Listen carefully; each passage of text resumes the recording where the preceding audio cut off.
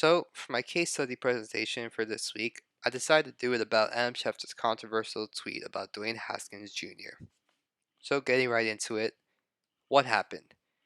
On April 9th of this year, 2022, Dwayne Haskins, a quarterback for the Pittsburgh Steelers in the NFL, unfortunately passed away at a very young age.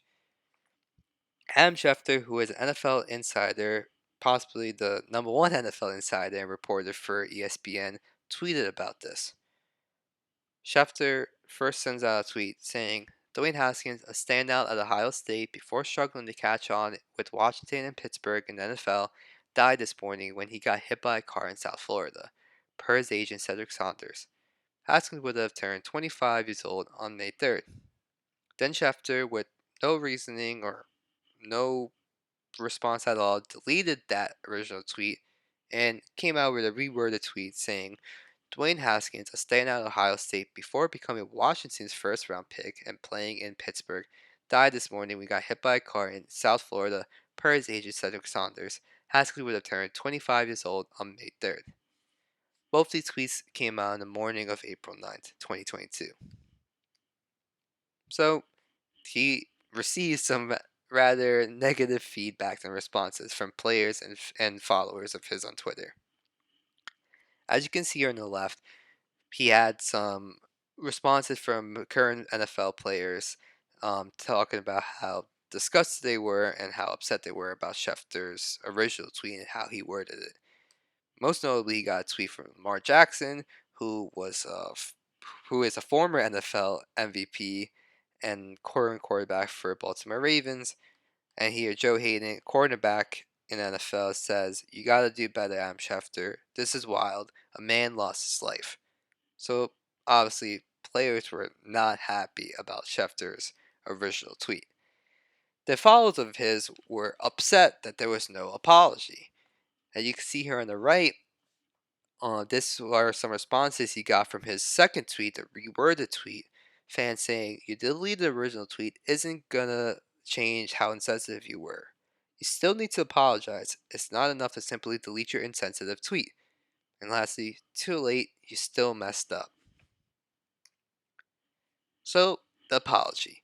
Obviously, people were upset for him being insensitive in the original tweet and not saying any sort form of apology or even any r- acknowledgement that he messed up with the original tweet and just went silent for 2 days. And then on April 11th, he finally issued an apology on Twitter, but rather than a tweet, he sent a clip from his own podcast, the Adam Schefter podcast, where he talks about his apology and tries to be respectful for Dwayne Haskins and his family. This clip was about 3.5 minutes long and received 2.8 million views. So, we have some ethical questions to talk about here. First is, was this unethical for Schefter to tweet? Next question, which is about a two-part question, is why would he not immediately apologize for the tweet? And then why would he apologize on his podcast? Then lastly, should a reporter be even tweeting about this?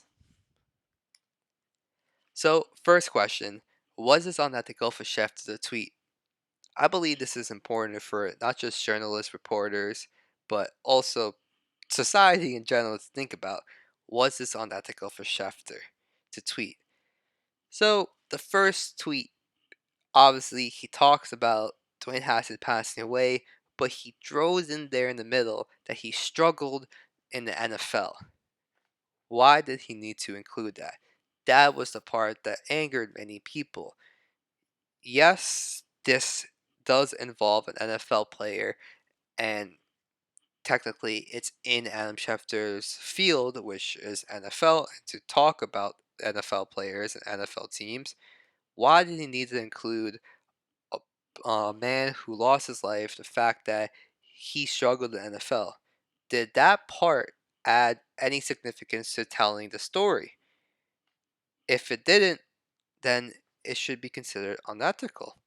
A lot of philosophies argue that if there is no significance and this does not mean for the greater good, then it's considered unethical. and you should not be talking about this.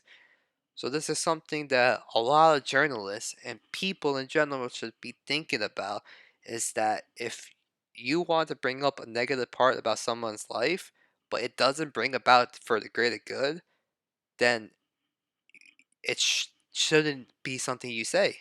It's unethical. Next question is, why apologize so late, and why apologize on his own podcast? So, as we talked about, Adam Schefter initially did not issue an apology immediately after the first tweet. He says reworded the tweet, sent out the new tweet, deleted the original one, then apologized 2 days later. So, some would say that feels like Schefter is using the controversy to bring more views and extra downloads for his podcast. Schefter was trending all over the internet for those 2 days during that weekend when he tweeted out that original tweet. There was all hate all over the internet. Everything was all hate towards him and how upset they were towards him. Regardless, people were talking about him. He was trending a lot. And as we mentioned, he received 2.8 million views on that apology clip he tweeted out. So many people are gonna say it feels like Schefter used this controversy and used this um story about him, negative or not, it's still publicity, and he used it to gain more followers and listeners for his own platform. And then obviously people are going to ask, why wouldn't he apologize via Twitter on day of or even the next day? He waited 2 days before issuing an apology. Why did he wait that long? And it's ironic because Adam Schefter, who's an NFL insider, they love to tweet out immediately a story or any type of breaking news concerning the NFL. And their job is to be the first one to break the story because they're the first ones and everyone's going to go to them about the story because they were the ones who broke the story. Ironically, now Adam Schefter doesn't want to be the first one, doesn't want to do this right away. He waits 2 days before issuing an apology, which is very contradicting for how he does his work with NFL Insider. Next question, the last question is, should a reporter be even tweeting about this? I think this is very important for everyone, journalists or not, to be thinking about. So before we get into it, some background information about Adam Schefter is this isn't his first rodeo talking about something controversial concerning NFL's outside life off the field. We see here, first tweet is about Deshaun Watson, who many of us know is in a huge police investigation with multiple massage therapists suing him for sexual misconduct conduct and being sexually inappropriate. So concerning a court decision here, Schefter tweeted out, "This is why Deshaun Watson, from the beginning, welcomed the police investigation. He felt he knew the truth would come out, and today a grand jury did not charge him on any criminal complaints." Then Schefter immediately replied to his own tweet, says, "This was a poorly worded tweet that deserved a proper response. It was intended to provide insight into the strategy of Watson's legal team from its POV. I should have been clear, as legal experts have explained, a lack of indictment alone does not mean someone is innocent." So, obviously, people were angered and upset towards Schefter from the original tweet because it made it seem like Schefter believed Watson was innocent and that um, essentially that's it. He's innocent, and the court decided um, that he was not charged for any of the criminal complaints. Therefore, the allegations were false. But as you can see here, he tweets out an apology saying that it was worded wrong. This does not mean that Watson is innocent whatsoever. It just means he's not going to be charged for these criminal complaints, but it's still an ongoing investigation about the sexual misconduct, and the lawsuits are still intact. So honestly, Schefter just wanted to tweet it about this right away, be the first one out, and he just worded the tweet wrong and made a mistake, which you know, I'm sure many of us have made mistakes of how we worded things originally because it came out wrong.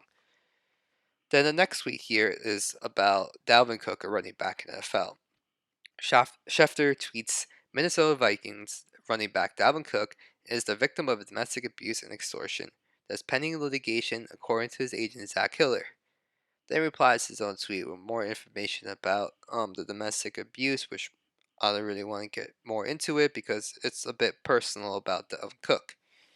I believe this tweet is very important to think about because it's similar to a discussion we had earlier in this course concerning, I believe it was a U.S. senator or some form of government representative, where she was sexually assaulted and she changed her original stance on allocating funds toward, I believe it was a facility or some type of treatment towards helping victims of sexual assault. Originally, she didn't want to fund them, but after becoming a victim of sexual assault, she changed her mind and decided to give them money.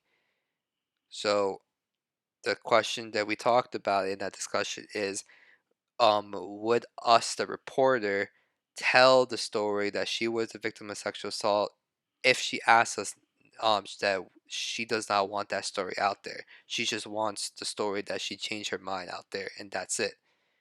And many of us answered that it is unethical for us to say her story if she asks us not to tell it, so we wouldn't do it. Although it is the responsibility of reporters to tell the truth, if out of respect for the parties involved, if they make a request, we must respect their request and not tell the story. So here, I'm not exactly sure if Adam Schefter received the okay from Dalvin Cook and his team to talk about this story, but it is something very personal. Dalvin Cook is a victim of domestic abuse. This is a story if Dalvin Cook wants to tell, he would tell on his own terms and at his own time. And I think this is very important for journalists to to think about because a lot of us in um journalism we want to think that it's our job to tell the truth. But if it's not for the greater good, if this is something that not everyone needs to know, then perhaps it's not our story to tell. Something very personal like this doesn't seem like our story to tell. It's the victim's story to tell, and they should be the one reporting on this, not us. And this is important not even for journalists, but also just society, people in general. This is something that they should really think about when it comes to anything. And this just comes back to the Dwayne Haskins tweet. Um, Although, yes, it does fall in Schefter's category, his field, which is the NFL, concerns an NFL player, it still talks about a man losing his life. And this is news that obviously is going to be all over the internet, all over the news. Everyone's going to know that he passed away. But did Schefter need to tweet about it? Is this something he had to tell, like a story he needed to tell? Or did he use this as something that he wanted to tweet about so he got more views and more likes on his Twitter? This is something that we have to think about when it comes to Schefter in this situation. So here are some references I had. Most of them just came directly from Adam Schefter's Twitter account, but I also used some few articles to draw some information about previous stories and stuff. And yep, that's all I have for today. Thank you.